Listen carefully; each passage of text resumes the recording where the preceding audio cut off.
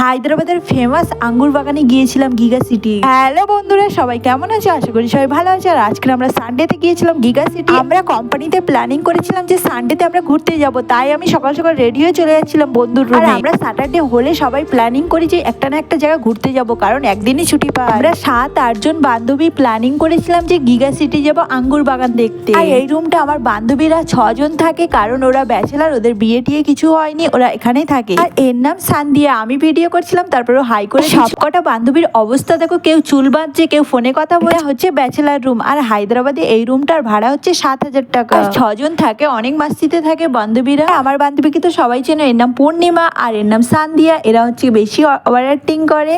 তারপরে এখানে সান্দিয়া ডান্স করছিল, ওর অনেক মজা লাগছিল, কারণ ওর রুমে সবাই এসেছিলাম আমরা সবাই। আমার বান্ধবী তো লিপস্টিক পরে না, ও পরেছে, তাও কমফোর্টেবল লাগছিল না। আজকে গিগা সিটিতে যাবো বলে আমরা ওয়েট করছিলাম, কারণ আরো 3টে বান্ধবী আসতে বাকি রয়েছে। তারপর ফাইনালি একজন আসছে, ওর নাম হচ্ছে সাকিলা, ওর বাড়ি হচ্ছে ছত্তিশগড়। আর অনেক মজা লাগছিল, কারণ কোম্পানির যত বান্ধবী ছিল সবাই আজকে সানডে এক জায়গায় হয়েছি। আমরা হায়দ্রাবাদের সানডের দিনকে কিন্তু অনেক মজা করি বান্ধবীরা মিলে। এক একটা বান্ধবীর এক এক জায়গায় বাড়ি। এর বাড়ি উড়িষ্যা, এর নাম তুলা।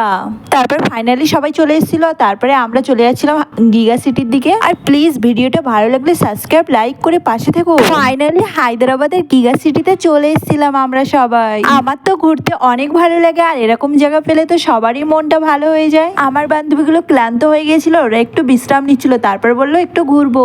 তারপরে আমরা চলে যাচ্ছিলাম ভিডিও আর ফটো তোলার জন্য। আর এই জায়গাটা শ্যামসাবাদ এয়ারপোর্ট একদম পাশে ছিল, গিগা সিটির পাশে। তারপরে আমি একটু ফটো আর ভিডিও করে নিচ্ছিলাম। আর এই জায়গাটা দেখো, পুরো একদম সবুজ গাছ, অনেকটাই ভালো লাগছিল। গিগা সিটির ভিডিওটা অনেকগুলো আছে, তারপর পরের ভিডিওতে আবার দেখা হবে। আল্লাহ হাফেজ, সবাই ভালো থেকো, সুস্থ থেকো।